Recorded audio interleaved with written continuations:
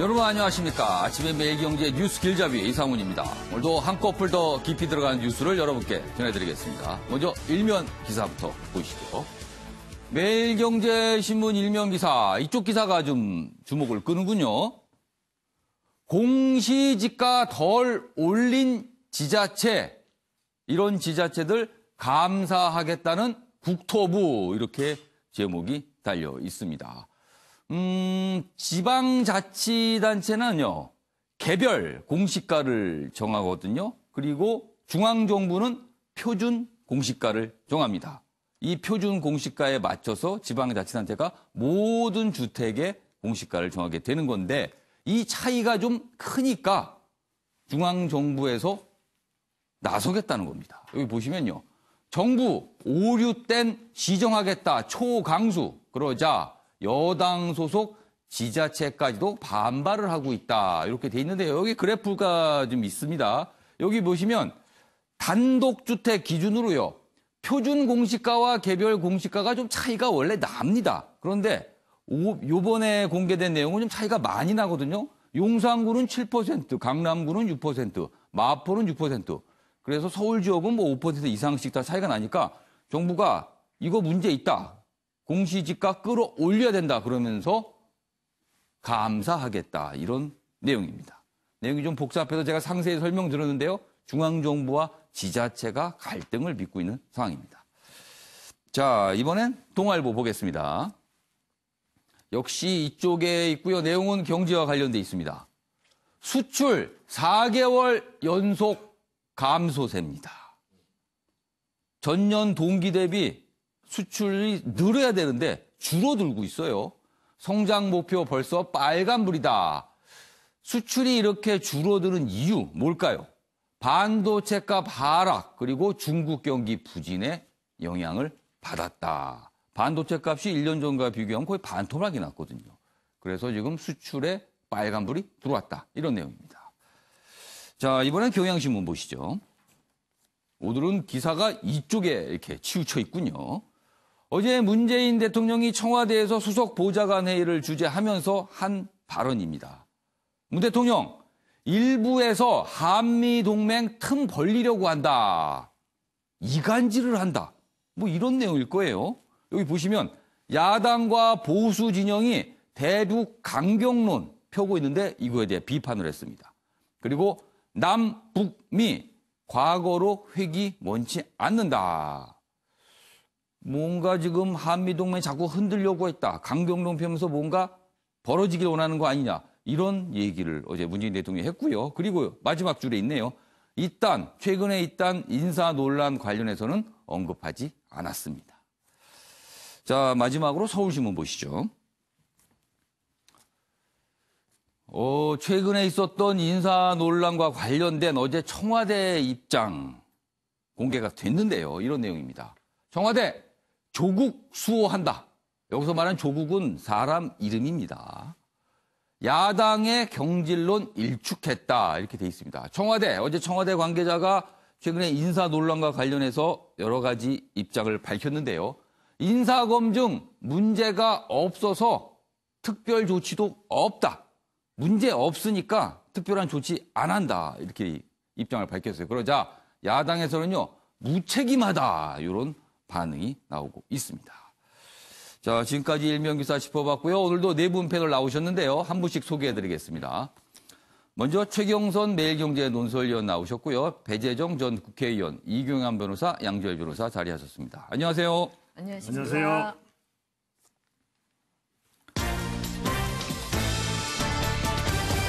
오늘 다룰 뉴스의 핵심을 정리한 아침을 여는 키워드 4가지입니다. 첫 번째 키워드, 청와대 문제없다. 그리고요, 대통령 앞에서 눈물을 흘린 청년. 김정남은 죽었는데 범인은 없다. 다소 황당한 상황이 벌어졌어요. 그리고 마지막 키워드, MB 이발 외출 요청을 했는데 될지 말지 모르겠습니다. 자, 그러면요, 오늘 다룰 첫 번째 이슈는 어제 청와대에서 있었던 시민사회단체 초청 간담회, 그 얘기부터 좀 해보겠습니다. 간담회 내용도 뭐 여러 가지 나왔지만요. 일단 눈길을 끄는 장면이 보였어요. 일단 중앙일보인데요. 제목은 이렇습니다. 정권 바뀌어도 그대로더라. 대통령 앞에서 운 청년. 이렇게 돼 있습니다. 옆에 사진 보시죠. 바로 이 청년입니다. 어제 청와대 영빈관에서요. 시민사회단체 대표들을 청와대가 초청해서 문재인 대통령과 함께 간담회를 가졌는데요. 이 눈물을 지금 흘리고 있는 청년은 엄창환 전국 청년 네트워크 대표입니다.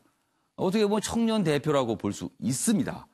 그러나 여러 가지 얘기를 하면서 눈물을 흘렸고요. 그 얘기를 듣고 있던 문재인 대통령 심통한 표정으로 듣고 있었습니다.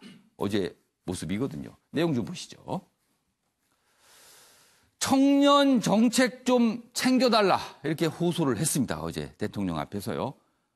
눈물을 흘린 뒤 여러 가지 호소를 했는데 이런 모습이 나타나자 어제 청와대가 이제 비공개로 요 간담회를 전환을 했습니다.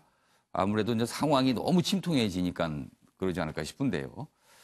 그리고 어제 시민사회 단체는요, 진보 진영, 보수 진영 모두 망라해서 참석을 했는데요. 이런 얘기들이 있었다고 합니다. 보수 쪽에서는요, 촛불에 탈 수 있다는 위기감을 좀 느껴라. 그리고 진보 쪽에서는요, 정부의 재벌 개혁 의지가 약하다. 그러니까 어제 문재인 대통령이 양측에서 모두 쓴소리를 들은 셈이 됐습니다. 관련 기사 하나 더 있는데요. 보시죠. 어제 역시 사진 모습, 눈물을 흘립니다. 지금 뭐 눈물을 훔치는 모습, 그리고 문재인 대통령이 심통한 표정으로 바라보는 모습까지 사진에 있고요. 밑에 내용 마찬가지입니다. 정권 바뀌어도 달라진 게 없다. 대통령 앞에서 눈물 쏟은 청년이다. 청년단체 대표, 정부 인식이 굉장히 단편적이다. 뭐가 바뀐 거 느낄 수가 없다. 그래서 청년들이 너무나 힘이 들다. 이런 호소를 한 겁니다. 어제 문재인 대통령이 몇 가지 얘기를 했습니다. 소득주도 성장에 대해서 다시 한번 강조했는데요. 이건 세계적으로 족보가 있는 얘기다. 소득 수준 높아진 건 틀림없는 성과다. 이렇게 설명을 했습니다. 자, 그럼 여기서요. 어제 간담회 모습 영상으로 직접 확인해 보겠습니다. 저는 대통령께서 비정규직 정규직화를 위해서 인천공항을 방문하셨던 것을 기억을 하고 있습니다. 그리고 정규직 청년을 반대하는 현상에 예, 박수 한번 보내주십시오.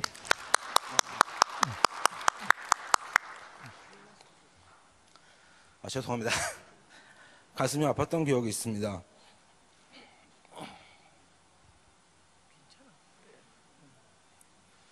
왜 이러지? 한 번 더 보내줄까요? 죄송합니다.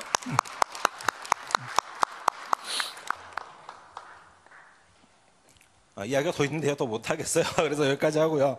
그래서 이런 것들을 꼭 대통령께서 직접 챙겨서 잘 챙겨주셨으면 좋겠습니다. 여기까지 하겠습니다. 네. 뭐 저런 모습이었습니다. 최영수 의원님, 약간 돌발 상황일 수 있는데요. 그래서 뭐 저런 얘기가 나오는 이제 비공개로 전환이 됐습니다. 저 청년의 눈물, 울음의 의미는 뭘까요? 그러니까 말을 잇지 못하고 눈물을 흘리다 보니까 네. 과연 저분이 무슨 얘기를 꼬집어서 얘기하려고 했는지는 예. 알 수 없지만 지금 정부의 정책이 단편적이다라고 얘기를 했고 그리고 일본하고 비교를 해보면 충분히 드러납니다. 일본에서는 아베 총리의 지지율이 20대와 30대에서 오히려 가장 높게 나타나고 50대, 60대의 지지율이 20대, 30대보다 더 낮은 그런데 그와 달리 한국에서는 문 대통령에 대한 지지율이 20대 남성에서 가장 낮은 이 차이의 가장 큰 그 이유는 아무래도 저는 일자리에 있다고 봅니다. 일본에서는 지금 뭐 사상 유례 없는 어떤 일자리 때문에 실업률이 낮고 그래서 20, 30대들이 마음만 먹으면 언제든지 일자리를 구할 수 있다 보니까 아베 총리의 지지율이 굉장히 높은 거거든요.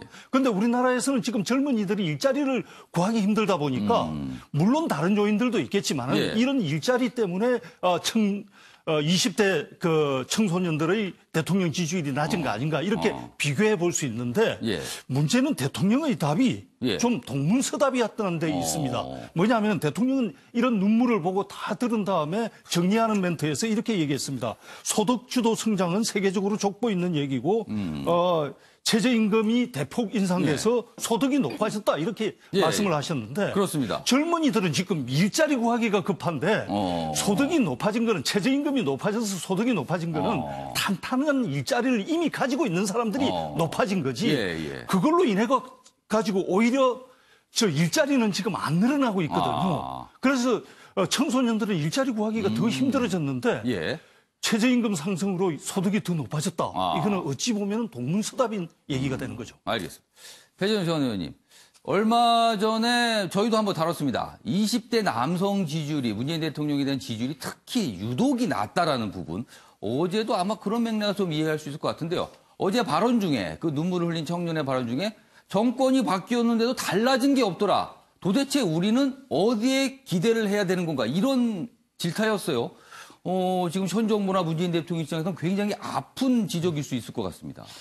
네, 청년들이 말씀하시는 것이 예. 일자리를 포함해서 예. 아마 청년과의 소통에 너무 신경을 쓰지 않는 것이 아니냐 이런 부분도 예, 포함되어 있는 것 같아요. 우리 예. 최경선 위원님 말씀하셨습니다만 그 청년이 예. 전체적으로 말을 하지 못했기 때문에 아마 본인이 하고 싶은 얘기들이 예, 예. 있었을 텐데 저희가 추측을 해보면 일자리를 포함해서 예, 예. 청년들의 목소리에 귀를 좀 기울여 달라 이런 것들이 있는 것 같고요. 예. 실제로 이 이낙연 국무총리께서도 청년정책위원회를 만들어서 청년들의 예. 목소리를 좀 듣기 위해서 노력을 예. 했는데 조금 어려움은 있는 것 같습니다. 그게 워낙 청년들이 개별화되어 있기도 하고 예. 또 다양한 인식을 가지고 계셔서 어떤 청년단체 몇 곳을 모아서 의논을 한다고 해도 전체 청년의 목소리를 듣기는 되게 어려운 예. 그런 좀 현 상황이 있어서 어려움을 겪었었던 바가 있거든요.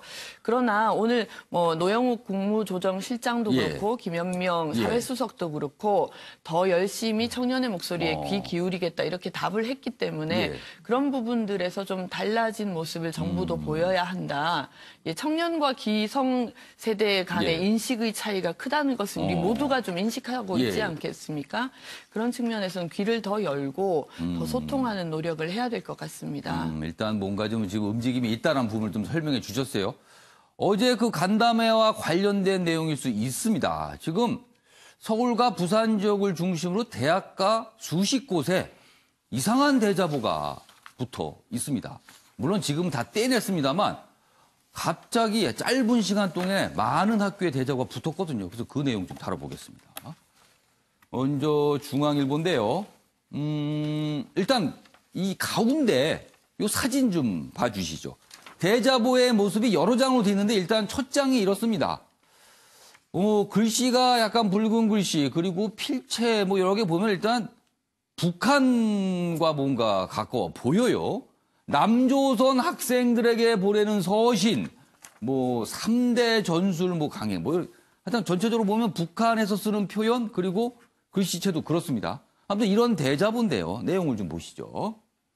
남조선 전복 김정은 서신 대자보 붙인 전대협 지금 수사에 들어가 있습니다. 여기서 말하는 전대협은요. 1980년대 전국 대학생 대표를 말하는 게 아니고요. 그냥 최근에 등장한 전대협이라는 단체입니다. 과거에 그 단체하고는 상관이 없어요. 아마 보수 성향 뭐 청년 단체 정도로 좀 추정이 되고 있는데요. 아무튼 이 이름으로 대자보가 붙었습니다. 내용 보시면 이렇습니다. 전국 대학, 국회 등의 정부 비방을 하는 내용입니다. 전대협 측에서는요. 이거 북한하고 관련이 없고 그냥 풍자 포스터다. 이렇게 설명을 일단 했습니다. 그런데 일단 경찰은 뭐 신고도 들어왔기 때문에 이게 혹시라도 국가보안법 위반 아니냐 뭐 이런 것까지 감안을 해서 지금 조사를 벌이고 있다고 하는데요. 내용 보시면 대자보의 내용이 좀 소개돼 있습니다. 남조선 학생들에게 보내는 서신이라는 제목인데요. 그 내용은 기적의 소득주도 성장 정책으로 자영업자의 이윤 추구 행위를 박살냈다. 원자력 발전소를 해체해 에너지의 소중함을 깨닫게 했다. 뭐 이런 내용도 현 정부의 정책을 어떻게 보면 이거 비꼬는 내용입니다, 지금. 비판을 넘어서. 그리고 다른 대자보에는요, 남조선 체제를 전복하자, 뭐 이런 내용들. 과거에 북한이 자주 사용했던 뭐 이런 류의 내용들이 담겨 있습니다. 여기 또 설명이 좀 돼 있네요.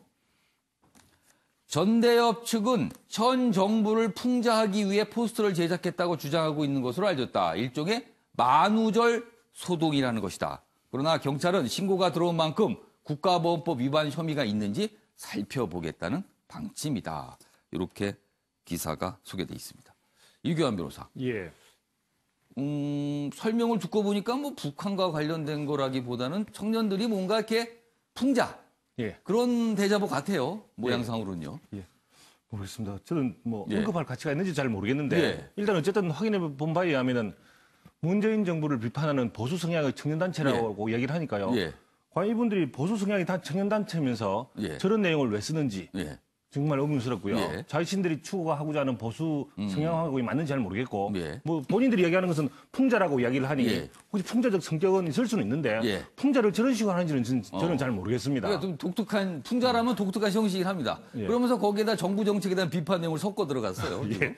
그래서 뭐 오히려 국가보안법이 얘기를 하니까 혹시 북한과의 어떤 친북단체 비슷하게 연결되는 듯한 그런 거 아니냐 이런 식으로도 예. 얘기를 하는 것 같은데 저는 그렇게 보이지는 않고요. 예. 어쨌든 보수 성향의 청년단체를 확인했다고 하니 그 부분은 맞을 것 같은데 왜 저렇게 했는지는 모르겠습니다. 뭐 예. 제가 봐서는 풍자라고 하니 풍자 영역인지 예. 아니면 좀 진짜 생각이 좀 뭐 비정상이라든지 예, 예. 뭐 그건 잘 모르겠는데 예, 예. 어쨌든 저는 제가 봐서는 뭐 언급할 가치도 없는 그런 것 같습니다. 그 언급할 가치가 없는데 괜히 질문을 드렸군요. 그러면은 양지열 변호사께 질문을 드릴게요. 아까 저희가 이 기사를 소개하는 게 이전 그 대통령 앞에서 눈물을 흘린 청년의 어떤 호소, 정권이 바뀌었는데도 청년 정책은 달라진 게 없더라는 그런 답답함, 그런 과정에서 어떤 청년을 표방하는 단체의 이름으로 뭐 풍자라고 이제 설명을 합니다만 정부의 소득주 성장이나 원자력 발전소, 원전 관련 정책에 대해서 굉장히 비꼬는 내용을 실었어요. 그래서 이게 청년들의 어떤 시각을 보여주는 게 아닌가. 그래서 저희가 지금 다루고 있습니다. 이건 어떻게 좀 보셨어요? 그러니까 지금 말씀하신 예. 것처럼 이제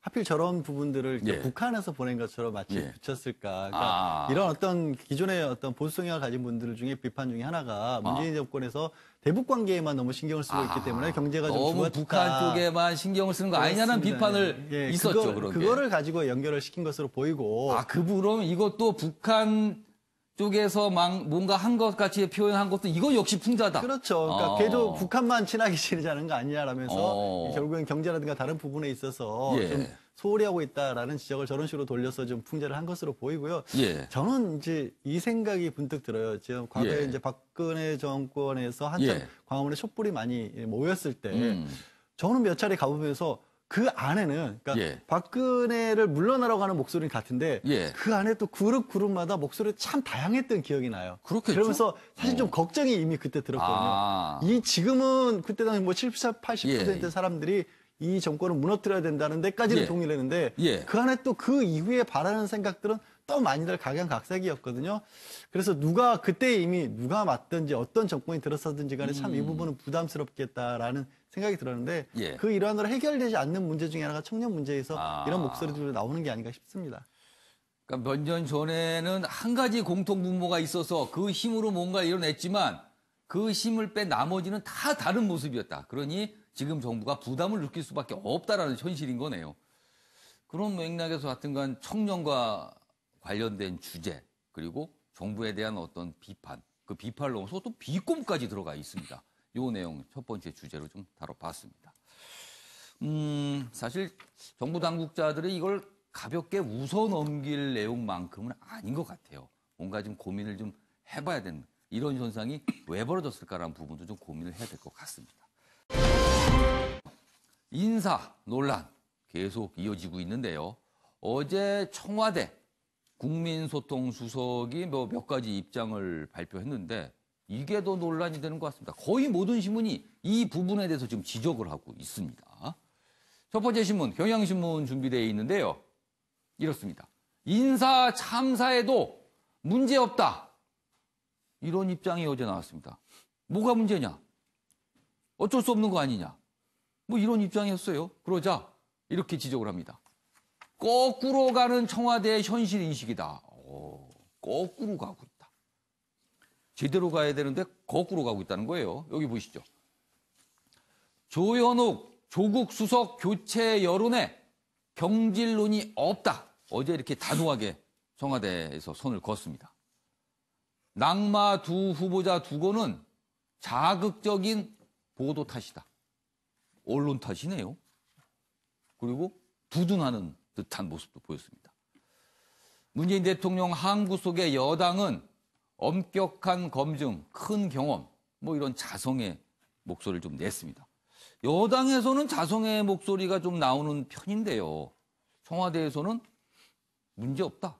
뭐가 문제냐? 이렇게 반응이 나온 겁니다. 오늘 많은 신문이 거의 이런 분위기로 지금 보도를 하고 있습니다. 관련 기사 하나 더 있습니다. 보시죠. 자, 여기 이렇습니다. 윤도한 국민소통수석이 어제 여러 가지 설명과 입장을 내놨는데요. 그중에 이제 한 대목입니다. 청와대, 집 세 채가 흠이냐? 집 세 채 때문에 후보자에서 낙마하신 분이 있었습니다. 그런데 이게 왜 문제가 되느냐라는 반응이었어요.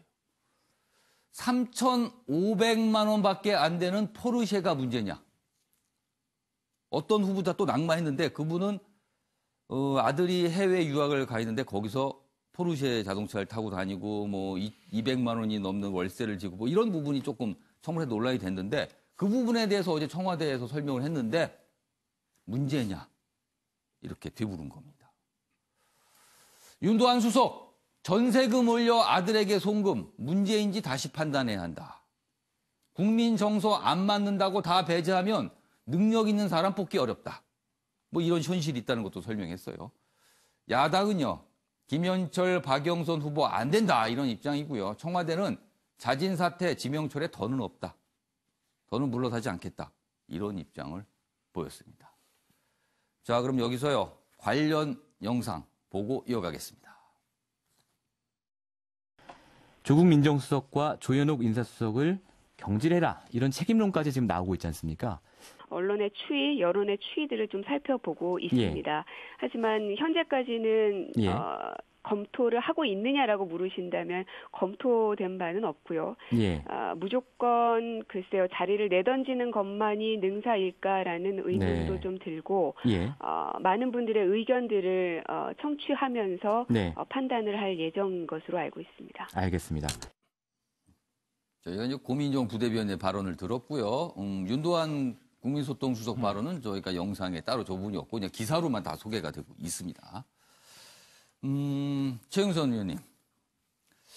오늘 아침에 제가 방송을 준비하기 위해서 좀 거의 모든 신문을 좀 훑어봤거든요. 그런데 보수와 진보 성향을 떠나서 거의 모든 신문이 어제 청와대 입장에 대해서 비판적으로 보도를 하고 있습니다. 자, 그렇다면은 언론이 잘못된 겁니까? 청와대 인식이 잘못된 겁니까?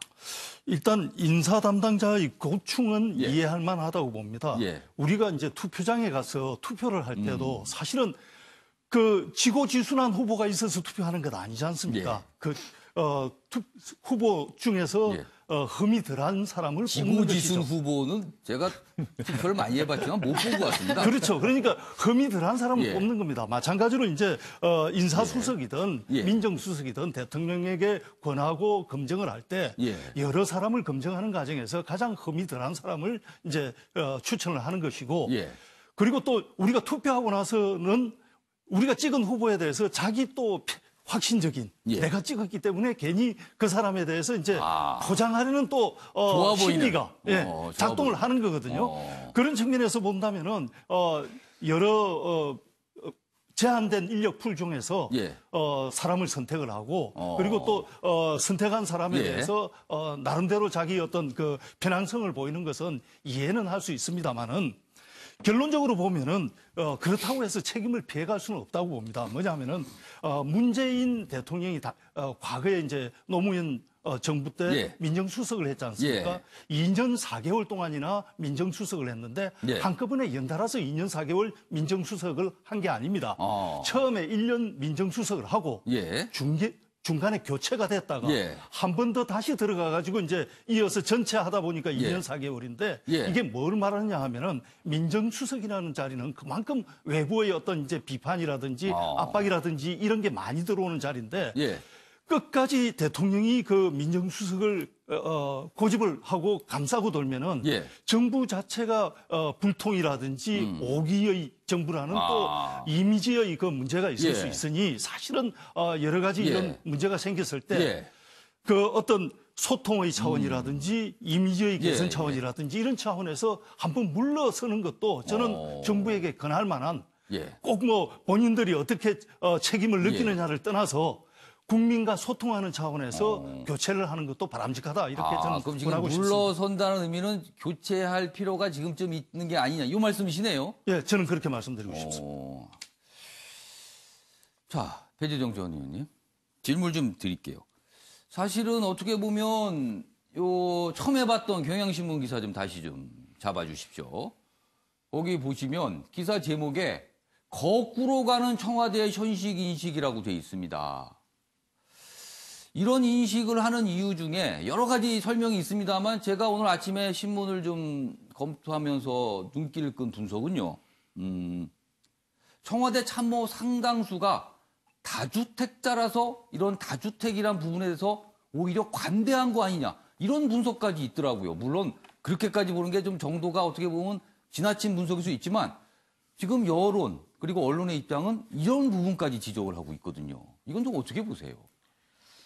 그 사실관계는 제가 잘 모르겠습니다. 정말 뭐 청와대 내부에 계신 분들이 다주택자인지 어림짐작으로 봐서 청와대 수석 고위직 중에서 3분의 1 정도는 다주택자라고 나오고 있습니다. 네, 그 팩트는 잘 모르긴 하겠습니다만 그런 지적까지 나오는 것은 뼈아픈 것이죠. 현재로서는 국민들께서 문재인 정부에 바라시는 것이 분명히 있는데 이런 인사 뭐 지금 2기 내각을 사실 야심차게 좀 해보겠다는 그런 의도로 개각을 했을 텐데 개각의 어떤 선 효과, 좋은 효과보다는 이렇게 계속해서 좀 국민 감정과 괴리되는 비판받는 모습을 보인다는 게 저도 뭐 몹시 속상하기도 하고 안타까운 상황이고요. 지명 철회가 처음 있었고 문재인 대통령 이후에 그리고 한 분이 자진 사퇴를 해서 사실 두 분이 낙마하는 것도 뭐 7분 중에서는 큰 일인데 이것이 여기에서 좀 수습이 되지 않는 모습을 보이는 것도 참 국민들 뵙기에 송구하다고 생각합니다. 근데 저는 고민정 부대변인이 여론을 듣고 있다 이런 이야기를 한 것에 좀 주목을 하게 되는 것은요. 아마 여당 내에서도 그런 문제점에 대한 비판들이 나오고 있고 우리 국민들께서도 비판을 하고 계시니까 저는 문재인 대통령께서 뭐 정확하게는 모르겠습니다만 숙고를 좀 하시지 않겠나라는 생각도 하게 되고 그런 부분들을 조금 뭐 볼 필요는 있다. 뭐 결국 대통령께서 결정하실 문제겠지요. 어제 청와대 이제 국민소통수석 그리고 뭐 이제 부대변인 뭐 여러 가지 설명이 있었습니다만 대통령이 뭔가를 좀 고민하고 있을 것이다라는 부분 배재정 전 의원께서 말씀해 주셨습니다. 이런 상황에서 정부 여당 지도부에서도 글쎄요 이 발언을 좀 어떻게 생각해야 될까요? 현실을 설명한 걸까요? 아니면 좀 이 역시 여론과는 좀 동떨어진 설명을 한 걸까요? 여기 있습니다. 서른 지금 최고위원입니다. 더불어민주당. 50대 지금 50대들 젊었을 때 위장 전입 투기는 통상화된 분위기였다. 그런 분위기에서 살아온 것이다. 이런 발언을 해서 또 논란이 되고 있습니다. 어떻게 보면 부동산 투기나 부동산에서 많이 갖고 있는 게 어떻게 보면 그때는 당연한 거였다. 이런 발언으로 들리기도 합니다. 검증 실패의 원인을 이런 부분에다 돌린 듯한 발언이에요. 그리고 여당 일각에서는요, 인사가 계속 이렇게 문제가 되는 이유를 정보기관 활용하면 되지만 우린 과거 정부와 달리 그렇게 활용하지 않기 때문에 벌어진 문제일 수도 있다. 이런 설명도 있습니다. 아무튼 서른 최고위원의 발언. 지금 50대들, 젊었을 때는 위장 전입, 부동산 투기는 통상화된 분위기였다. 그러니 뭐 이해해달라. 뭐 이런 설명인 것 같아요. 요 발언이요. 저희가 영상으로 직접 확인해 보겠습니다. 보시죠. 이게요. 이게 원인이 있습니다. 이게 이 제도가 도입된 게 우리 김대중 대통령 때부터 도입이 됐거든요. 대통령께서 대통령 되시고 난 뒤에 미국처럼 청문회 제도를 도입하셔서 도입을 했던 건데 그게 이제 아직 20년이 안 됐습니다. 안 됐죠. 그런 상황에서 그 이전에 있었던 사안들에 대해서 이게 사실은 공직자라든지 우리 사회 지도층을 지금 형성하고 있는 분들은 그때는 젊은 시절이었습니다. 이런 장치가 없었기 때문에 그냥 뭐 자연스럽게 너도 나도 다 같이 뭐 이런 분위기가 사회 분위기가 있어가지고 이장 전입이라든지 부동산 투기라든지 이런 데 대해서 둔감했을 수 있다 생각합니다. 지금 적어도 저 장관 연배들은 50대 후반 이렇게 되는데 그 연배에는 그게 그냥 통상화되어 있는 이런 사회 분위기였죠. 네. 이규환 변호사. 예. 자, 청와대 국민소통수석에 문제 없다라는 그런 발언, 그리고 서른 최고위원회 통상화된 거였다. 두 가지 내용의 공통점은 문제 삼지 말아달라는 것 같아요. 항상 해명에 그치지 않고 문제를 더 일으키는데요.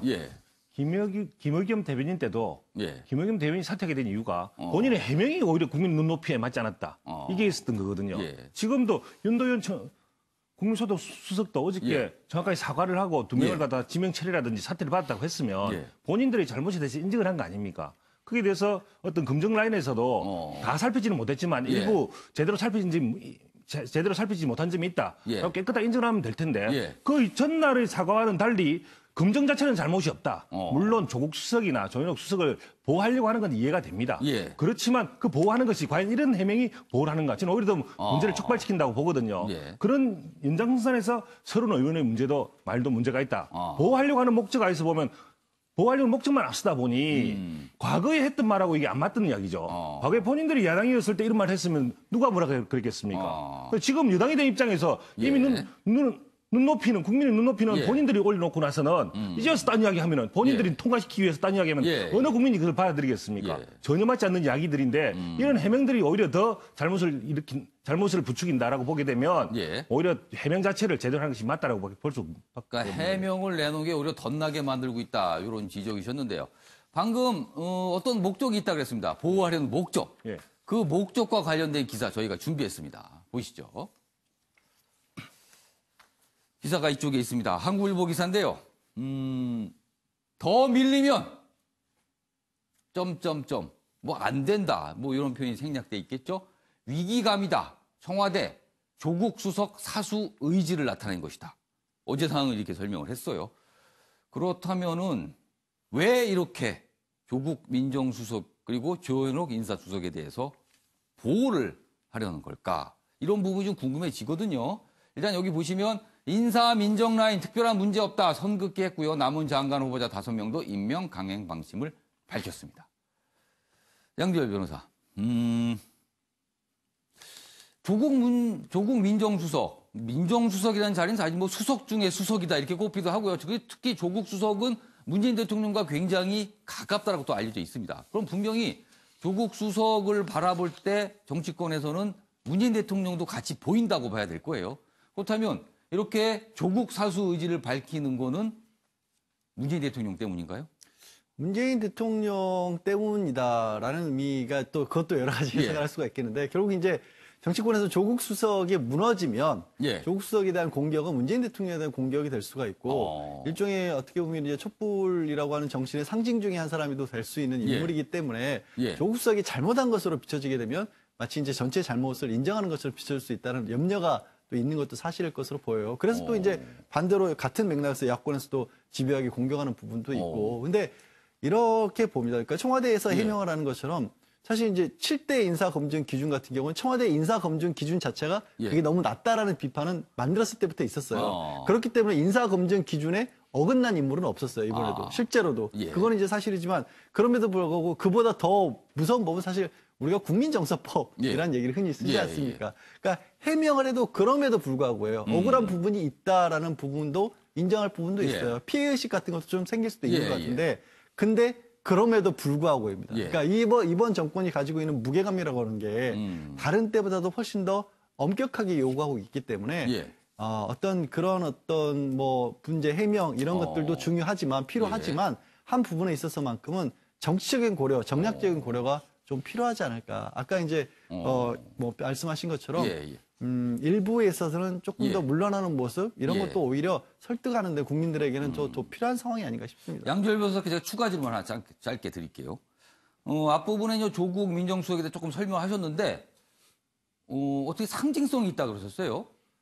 조국 민정수석이 왜 상징성을 갖게 된 겁니까? 조국 민정수석이 지금 하고 있는 청와대에서 가장 큰 일 중에 하나는 이제 공수처로 대변되는 사법개혁이 아니겠습니까? 사법개혁이라고 하는 게 있고 지난 박근혜 정권에서의 문제점 중에 하나가 민정수석으로 그때의 민정수석으로 대표되는 어떤 검찰과의 유착이라든가 사정기관을 잘못 동원을 해서 권력을 원함용했다는 부분들이 이 문제점의 하나로 꼽히지 않습니까? 이제 대표적인 인물로 우병우 전 민정수석이 꼽히고요.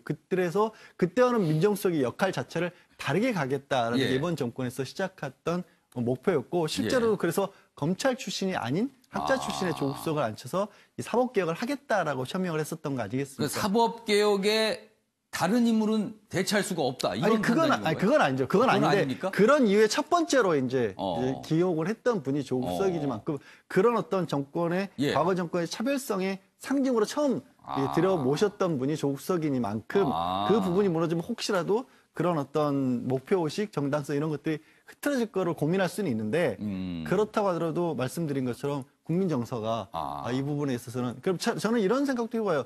조건부 예를 들어서 공수처 논의라든가 사법개혁 논란이라든가 이런 부분에 있어서 그 업무를 따로 떼서 맡긴다든지 아니면 그때를 기점으로 하겠다든지 이런 식의 어떤 해명이라든가 그러니까 이런 식의 청와대 전 대통령 특별 보좌관 뭐 이런 그런 식으로 할 형태로. 수도 있고요. 그러니까 조국 민정수석이 이런 상징성을 갖게 된 게 사법개혁이라는 임무를 맡고 있고 그다음에 민정수석은 그동안 검찰 출신들이 거의 했었는데 검찰 출신이 아닌 인물이 담당하고 있다. 그래서 상징성이 있다. 이런 설명이네요. 알겠습니다. 예, 이경희 변호사. 예. 뭐 상징성 그런 부분도 저는 문제가 그러니까 생각 있겠지만 저 좀 다른 각도에서 과연 그 상징성만으로 이렇게 꼭 굳이 감사가 돌아야 되는가? 왜냐하면은 이번 문제뿐만 아니라 조국 수석이 거의 집권 초반부터 어떤 뭐 인사 문제라든지에 대해서 야권의 집중적인 공격을 받았고 거기에 따른 문제도 많이 발생이 됐었거든요. 김태우 뭐 관리라든지 뭐 엄준저 비서관이라든지 이런 많은 이야기들이 있음에도 불구하고 조국만은 지킨단 말입니다. 이런 부분들에 대해서는 개인의 뭐 사람에 대해서 표현이 좀 얘기가 안 되겠지만 어쨌든 선호도 이런 것도 좀 분명히 있을 거라고 보이는데 저는 같이 오버랩 되는 부분이 노무현 대통령하고 문재인 대통령의 관계 이 부분이 약간 연결이 좀 됩니다. 문재인 대통령도 처음 초대 민정수석이었던 걸로 제 기억을 하고요. 그럼 문재인 대통령이 대통령이 되고 나서 초대 민정수석이 누구였냐면은 조국 수석이죠. 그 조국 실제로 문재인 대통령도 노무현 대통령 시절에 뭐 시민사회수 가든지 뭐 다시 결국 다시 비서실장 돌아와가지고 거의 청와대에 계속 있었단 말입니다. 결국 조국 수석도 뭐 지금까지 계속 청와대 지키고 있는 것을 보면 어떤 자신의 과거와 좀 오버랩되는 이런 부분도 좀 있지 않을까라는 생각이 드는데 그렇게 생각이 그런 부분에 대해서 물론 동질감 같은 것도 있을 거고요. 과거에 본인 이제 야당 대표 시절에 어떤 조국이 본인을 어떻게 도와줬는가 이런 부분도 되겠지만 어쨌든 개인적인 친소관계도 분명히 있을 것이다라고 저는 좀 생각이 듭니다. 지금 양조열 변호사와 이경환 변호사가 조국 민정수석의 상징성에 대해서 각각 설명을 해주셨어요. 지금 시청자 여러분도 다 들으셨을 텐데 배재정 전 의원님. 그래서 야당, 특히 자유한국당은 조국 수석을 집중적으로 공격하는 이유가 거기에 있는 건가요, 그럼? 그건 국민들께서도 아실 것 같아요. 사실 모든 문제에서 이렇게 민정수석이 전면에서 비판을 받는 일은 이전에는 이 정도는 아니었던 게 아닌가. 사실 조국 민정수석의 책임을 물어야 된다, 경질해야 된다 이 주장은 상당히 오래됐습니다. 그렇죠. 지금 사실 나오기가. 정권 초기부터 나왔던 것이고 특히 뭐 얼마 전이죠. 운영위원회까지 또 불려 나와서 조국 수석이 지난해 마지막 날이었습니다. 김태우 수사관이라든지 이런 문제와 관련해서 공박을 벌였는데 그때 야권이 별로 성공적으로 하지를 못했어요. 오히려 조국 수석의 이 방어력이 훨씬 더 국민들께 좀 호소력이 있었던 그런 이제 전력이 있는데 이제까지 어떤 관성도 있는 것 같아요. 야권에서는 우선 조국 수석을 좀 경질시켜야 되겠다 이런 강한 의지를 계속 표방을 하고 계신 것 같고 그러다 보니 또 여권 쪽에서는 왜 이렇게 조국을 괴롭히냐? 그럼 조국을 좀 보호해야 되는 것 아니냐? 이런 식의 관성이 좀 작용한 것 같은데 지금은 저는 뭐 이전까지 관계보다는 국민들께서 지금 정부에 대해서 걱정하고 계시는 부분들을 좀 고려를 할 필요는 있는 것 아닌가 이런 개인적인 생각을 가지고 있습니다. 걱정하는 국민들의 그런 뭐 시각을 좀 고려해야 되는 거 아니냐 이런 말씀이셨습니다. 알겠습니다. 이번에는요. 어떻게 생각하십니까? 순서입니다. 도대체 왜라는 질문에 답을 찾아보겠습니다. 보시죠.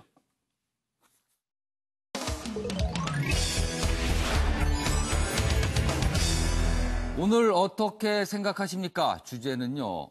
오세훈 전 서울시장 지금 창원 성산 보궐선거가 열리는 곳에 가서 지원 유세하고 있는데요. 이런 발언을 했습니다. 돈 받고 극단적 선택한 거 아니냐. 이 발언 논란이 되고 있습니다. 저희가 기사를 2가지 준비했는데요. 제가 기사 소개하는 동안 4분 패널께서는 의견을 적어주시기 바랍니다. 일단 한국일보입니다. 오세훈 돈 받고 극단적 선택 노회찬 의원 겨냥 발언입니다. 이게 논란이 되고 있어요. 창원 성산에서 정의당 후보는 안 된다 이렇게 주장을 하면서 이 얘기를 했어요. 그러다 정의당 입에 못 담을 망언이다 그러면서 강하게 반발하고 있습니다. 관련 기사 하나 더 있는데요. 보시죠. 서울신문 기사입니다. 오세훈 돈 받고 목숨 끊은 거다. 이렇게 얘기를 했어요. 정의당 극악무도하다. 사자 명예훼손. 이거 어떻게 좀 해야 된다. 이렇게 얘기를 했습니다. 그러자 민주당 사람돌이 아니다. 평화되는 석고대제하라. 이렇게 또 반발을 하고 있습니다. 다른 정당들이 지금 다 반발을 하고 있어요. 그럼 여기서요. 발언 내용 직접 들어보겠습니다. 보시죠. 유세하는 거 보니까 노회찬 정신이라는 거를 자주 이야기하는 것 같습니다. 무엇 때문에 이 선거가 다시 열리고 있습니까? 돈 받고 스스로 목숨 끊은 분, 그 정신을 이어받아서 다시 정의당 후보가 창원 시민을 대표해서야 되겠습니까? 여러분! 일베 등 극우 세력들이 내뱉는 배설 수준의 인신공격과 판박이입니다. 창원 성산 유권자들이 자유한국당을 확실하게 심판해 주셔야 합니다. 네, 정의선 의원님 어떻게 생각하십니까? 결국은 정치의 품격 문제죠. 네.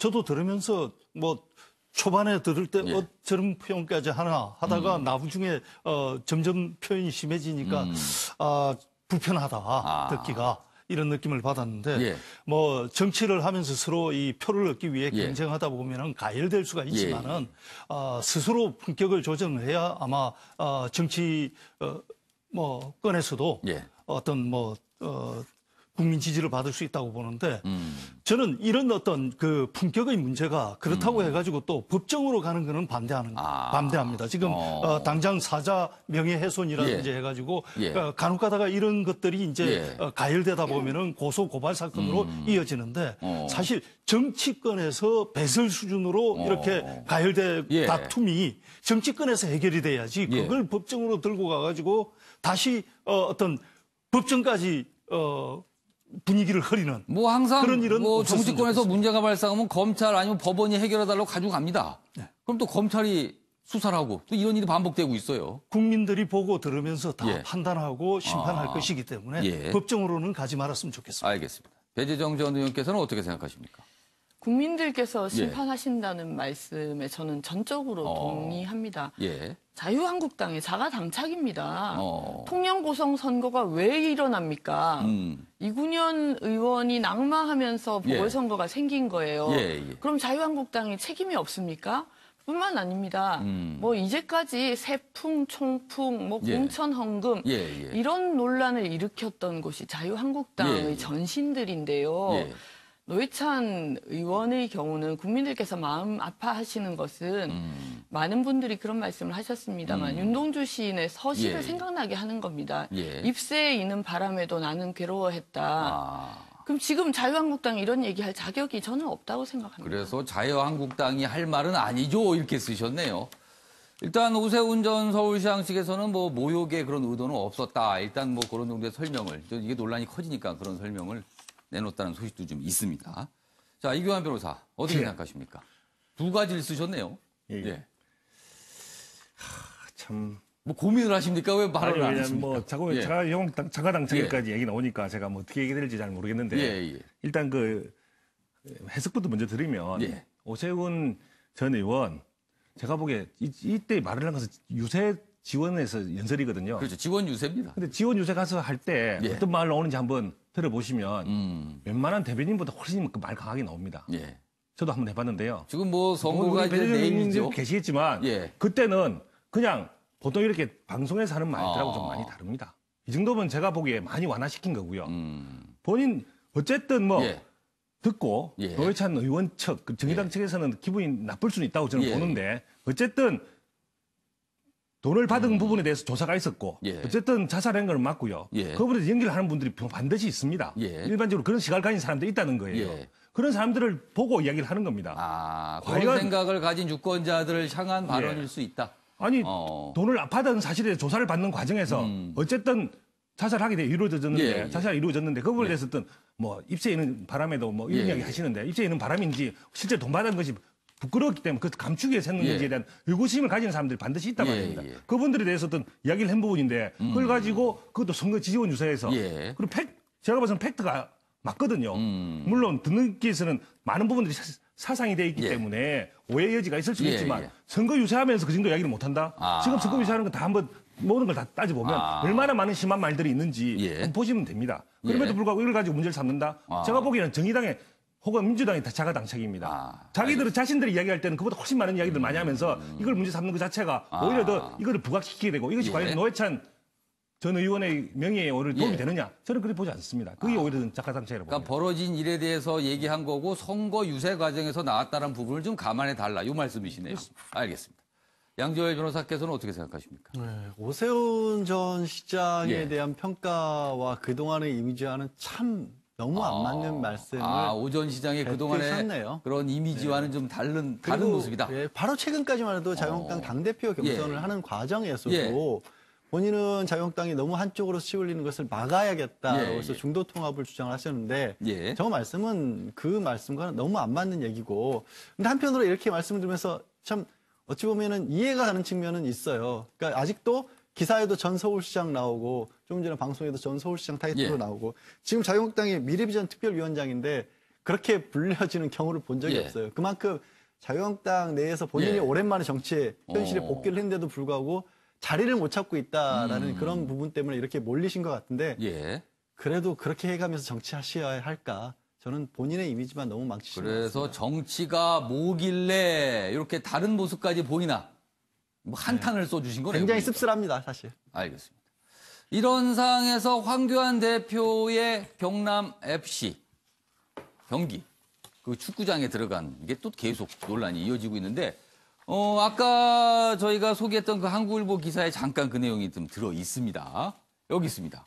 경남 선거관리위원회 장내 유세, 그러니까 축구장 경기장 내 유세 위법 소지가 좀 있다 이렇게 돼 있고요.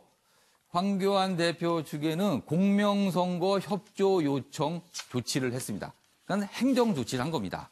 공명선거를 위해서 좀 앞장서 달라, 협조해 달라 이런 조치입니다. 행정 조치인데요.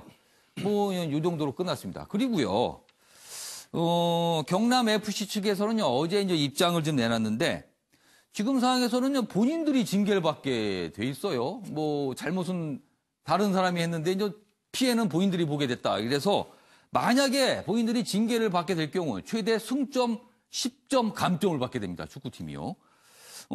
그 가능성이 좀 있는데 강기훈 후보 측에 도의적 법적 책임을 묻겠다. 이런 입장도 좀 밝혔습니다. 일단 이 부분은 글쎄요. 최영선 의원께서는 논란이 계속 이어지고 있어요. 이 부분은. 근데 궁금한 거는 법적 조치, 도의적 조치는 알겠는데 비난하는 법적 조치가 되면 좀 어떤 조치가 이루어질 수 있을까요? 이 부분은.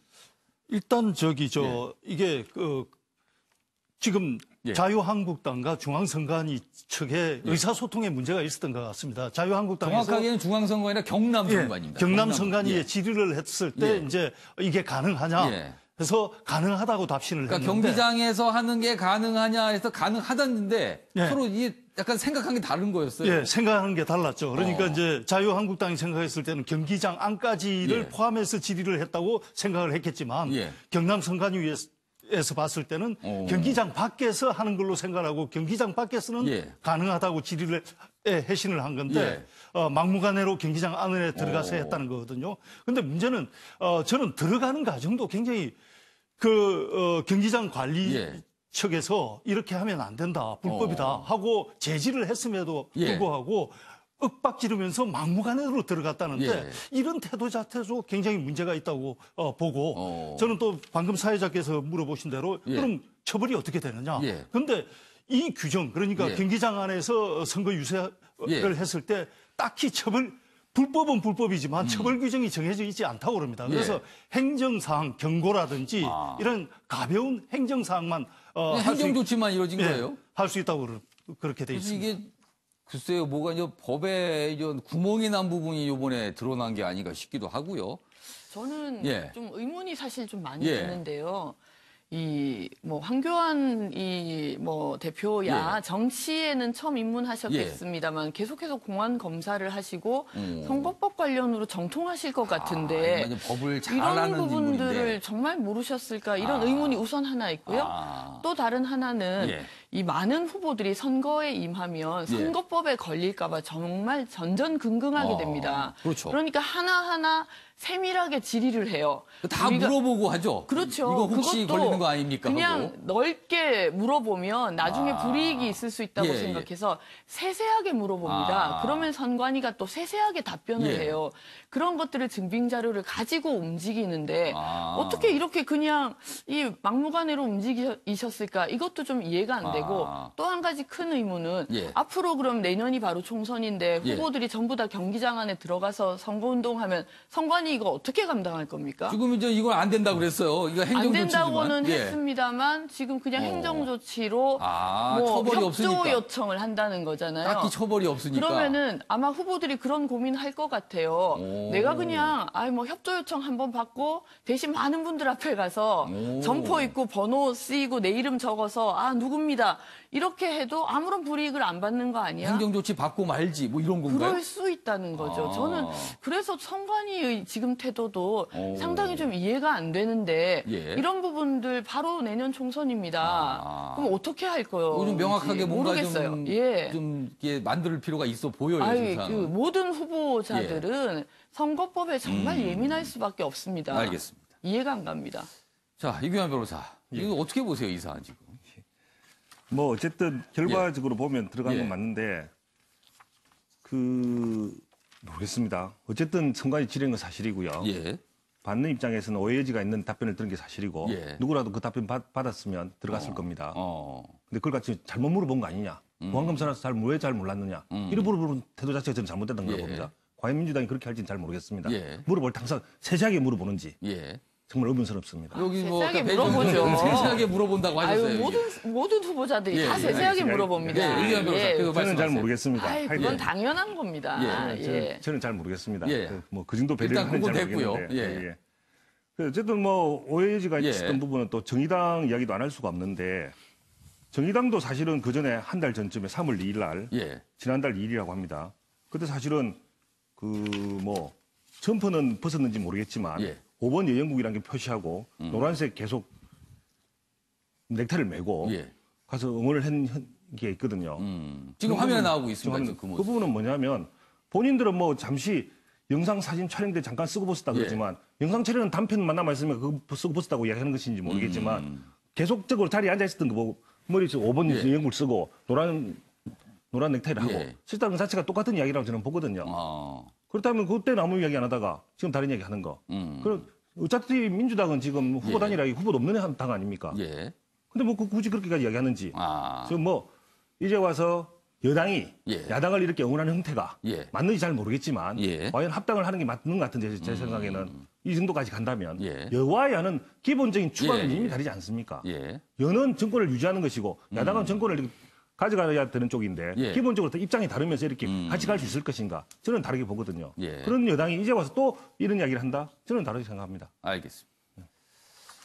아무튼 하나는 발언, 하나는 경기장의 모습 논란이 되고 있습니다. 지금 보궐선거는 내일. 이번에는 이명박 전 대통령 얘기, 아주 짧은 기사가 있는데요. 눈길을 좀 잡습니다. 여기 보시죠. 한 달째 머리 못 만진 MB, 이발 외출 놓고 조율 중이다. 이게 무슨 소릴까요? 지금 보석을 통해서 석방이 돼서 자택에 머물고 있죠. 그러나 자택에만 머무는 조건으로 나왔습니다. 그렇다 보니까 이제 외출할 때는 법원의 허가를 받아야 되거든요. 그런데 이명박 대통령이 머리를 깎은 지가 한 달이 넘어서 이발할 필요가 있다. 그러니 외출을 허가해달라고 요청을 했습니다.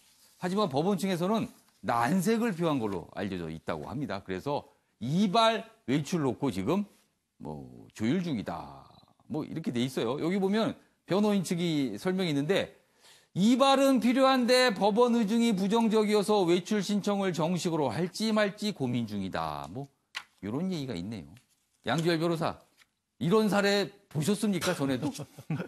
저는 이걸 이게 왜 이거 정말로 이 기사에 따르면 이게 법원에 이발을 하기 위해서 외출했으면 한다는 뜻을 실제로 전했다. 아직은 전하지 않고 구두 정도로 아마 이렇게 정식 신청을 하지 않았답니다. 그러니까 정식 신청을 안 한 것도 이거를 고민한다는 것 자체가 너무나 이게 상식이 맞지 않는 얘기여서. 왜냐하면 법원에서 이게 보석을 허가해 줄 때 병원에 가더라도 병원에 갈 일이 있으면 입원할 일이 있으면 구치소에 들어와서 구치소를 이용하라고 엄격하게 했습니다. 사람의 몸의 건강과 신체에 대해서 직접적으로 필요한 부분조차도 그거 할 거면 구치소 들어오라고 했는데 이발하기 위해서 밖에 나가겠다는 게 이거 생각을 한다는 것 자체가 저는 너무나 상식이 안 맞는 얘기예요. 이명박 전 대통령이 꼭 가는 어떤 이발사가 아니면 이발소가 있나 봅니다.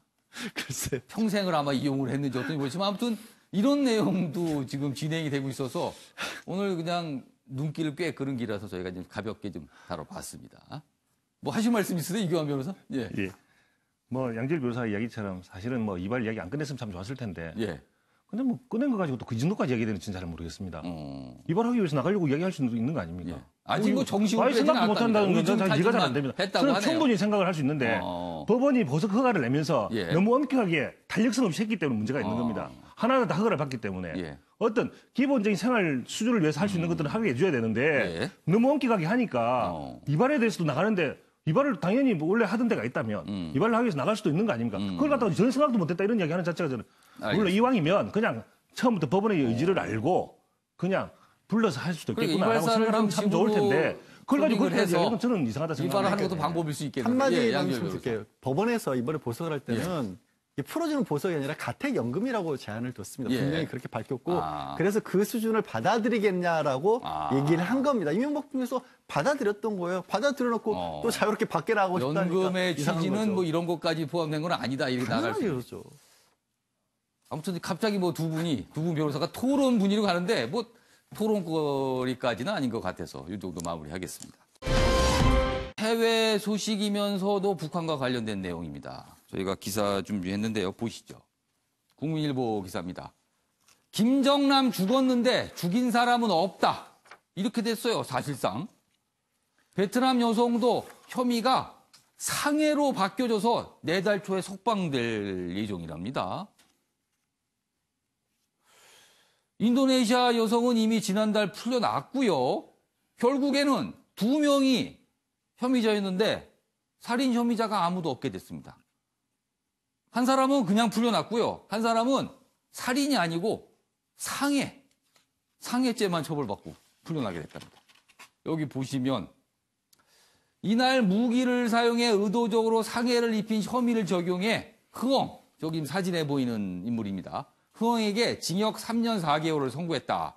말레이시아에서는 살인 혐의가 확정되면 예외 없이 사형인데 상해로 바뀌었습니다. 혐의가.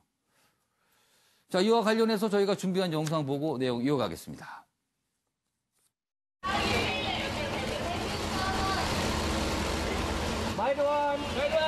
I would like to thank the Malaysian government, Attorney General of Malaysia for execution team and the Malaysian lawyers and the Vietnamese lawyers in protecting Gan Chi Huong.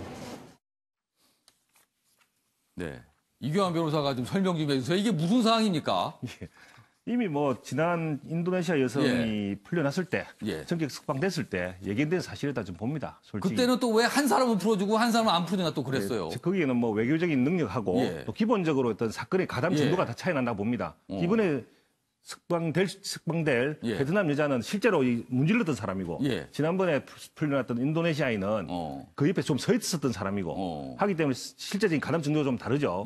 그래서 그것 때문에 그것도 가만히 됐을 것이고 아마 인도네시아와 베트남과의 외교 관계도 좀 가만히 됐겠죠. 근데 결국은 둘 다 풀어주기 위한 수순이었는데 지금 이 말레이시아에서 뭐 아무래도 외교적인 어떤 입장을 또 고려해야 되니까 아무래도 바로 두 사람을 바로 무죄로 혹은 기소 취소로 이렇게 하기가 어려웠기 때문에 아마 일부 상해를 인정하는 선에서 서로 타협을 한 거로 보여집니다. 이거는 법적인 관점은 전혀 아니고요. 법적인 관점은 무슨 이야기냐면 예를 들어서 상해든 살인이든 다 고의의 의도가 있었던 건데 원래 주장했던 것은 자기들은 무죄였다는 주장이고 전혀 상해나 살인이나 어떤 고의 없이 시키는 대로 그냥 도구처럼 사용했다는 것이기 때문에 그와 상해가 완전히 다르기 때문에 다른 문제죠. 그런데도 불구하고 이제 상해로 기소를 변경하니까 그것을 그대로 인정하고 석방하는 과정이다. 이건 법적인 문제가 아니고 외교적인 풀림밖에 안 된다. 아니 뭐 그렇다면은 무죄면 무죄고 살인죄면 살인죄지 상해는 뭡니까?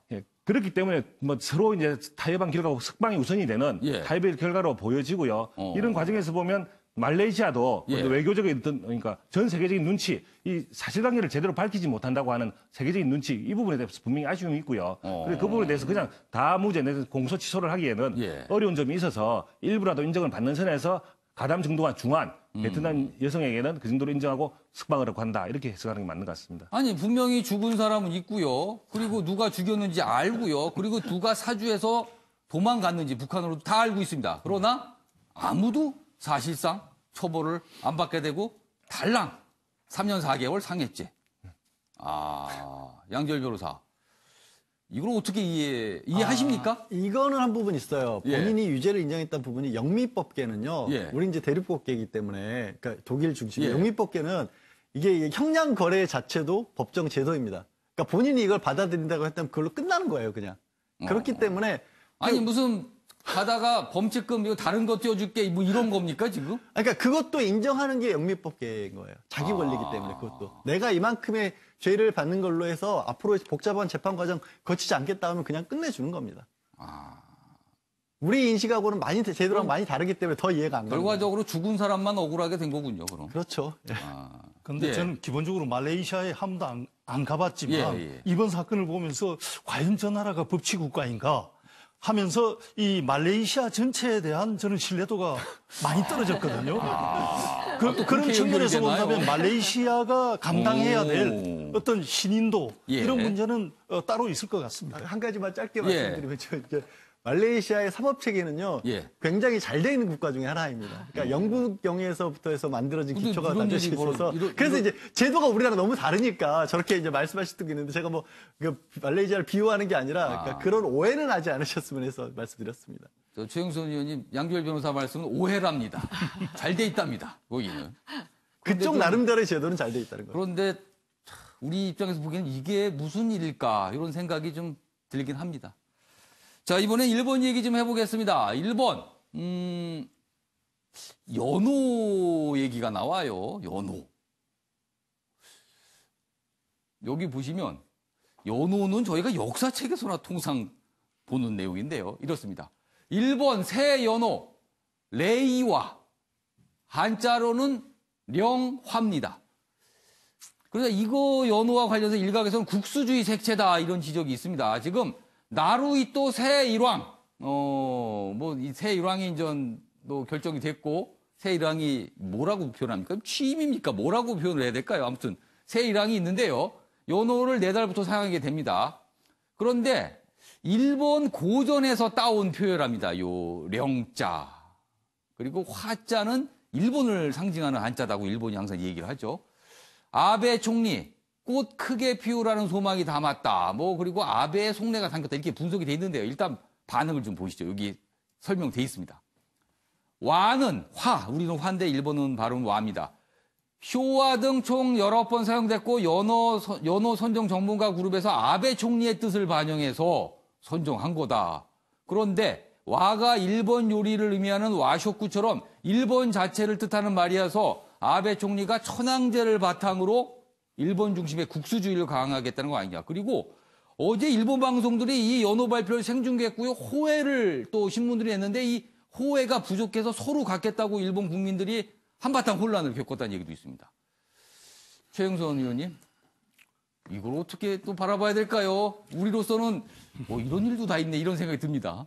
일단 첫 감에 저는 요즘 시대에도 예. 무슨 연호를 쓰나 저게 얼마나 불편하겠나 예. 하는 느낌을 받았는데 사실 뭐 또 되돌아보면 우리도 양력 쓰고 음력 쓰는 거 예. 보면은 불편하더라도 그 고유 문화가 있는 거 아니겠습니까? 예. 그래서 뭐 일본 왕실이든 영국 왕실이든 그 나름대로의 또 긍정적인 국민을 단합시키는 어떤 긍정적인 요인도 있고 연호를 바꾸면서 예. 그 경제적 효과도 많이 일어난다고 그럽니다. 많은 그 예. 어떤 물품을 바꾸면서 단지 앞서 그 기사에서 예. 소개했다시 아베 총리가 직접 개입을 해가지고 그거 뭐 문구를 예, 예. 고를 때 국수주의적 색채를 띠게 한다든지 과거에 일본 왕실과 이 뭐 군국주의가 연결됐기 때문에 그런 데 대해서는 좀 경계가 듭니다. 아무튼 좀 국수주의 색채가 있는 거 아니냐 뭐 이런 지적도 있다고 합니다. 자, 이번엔 사진 속에 담긴 사연을 들어보는 순서입니다. 박진아 아나운서가 진행하는 이슈컷 보시죠. 이슈들을 사진으로 살펴보는 시간 이슈컷입니다. 첫 번째 이슈 태그는 비닐봉지입니다. 서울의 한 대형마트에 얇은 속 비닐봉지의 사용 자제를 알리는 안내문이 붙어 있습니다. 어제부터 자원재활용법에 따라 전국 대형마트와 백화점, 쇼핑몰에서 일회용 비닐봉지 사용이 금지됐는데요. 앞으로는 어패류와 육류 등 액체가 담을 수 있는 제품이나 흙이 묻은 채소 등에만 속 비닐봉지가 제공됩니다. 속 비닐봉지 대신 종이나 천가방을 준비하면 좋을 것 같네요. 두 번째 이슈 태그는 장수의자입니다. 한 어르신이 횡단보도 앞 의자에 앉아 신호를 기다리고 있습니다. 노란색 의자엔 장수의자라고 글씨가 쓰여 있는데요. 이 의자는 경기도 남양주시 별내파출소의 유석종 소장이 노인 교통사고를 예방하려고 개발한 겁니다. 서서 신호를 기다리기 힘든 어르신이 무단횡단하는 걸 막으려고 만들었다는데요. 무단횡단을 안 하면 오래 살 수 있다라는 의미에서 의자 이름도 장수의자라고 지었다고 합니다. 마지막 이슈 태그는 대선입니다. 우크라이나 대선이 실시된 지난달 31일 한 남성이 승리의 V자를 만들어 보이고 있습니다. 이 남성은 코미디언 출신의 정치 신인 블로디미르 젤렌스키 후보인데요. 우크라이나 국가출구조사에 따르면 이번 선거의 다크호스로 떠오른 젤렌스키가 득표율 30.4%로 1위를 기록했다고 합니다. 이에 오는 4월 21일에 치러지는 결선 투표에 진출할 걸로 예상된다네요. 지금까지 박진아의 이슈컷이었습니다. 네, 젊은이 그리고 코미디언 출신 정치에 대한 아마 혐오도 그쪽에서 벌어지고 있어 저런 현상도 벌어지지 않을까 싶습니다. 자, 아침의 매일경제 오늘은 여기까지입니다. 시청해주신 여러분 고맙습니다.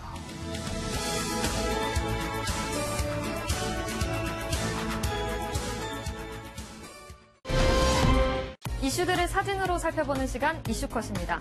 첫 번째 이슈 태그는 비닐봉지입니다. 서울의 한 대형마트에 얇은 속 비닐봉지의 사용 자제를 알리는 안내문이 붙어 있습니다.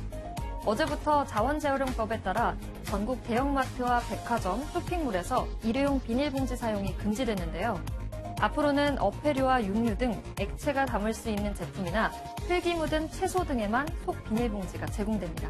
속 비닐봉지 대신 종이나 천가방을 준비하면 좋을 것 같네요. 두 번째 이슈 태그는 장수의자입니다. 한 어르신이 횡단보도 앞 의자에 앉아 신호를 기다리고 있습니다. 노란색 의자엔 장수의자라고 글씨가 쓰여 있는데요.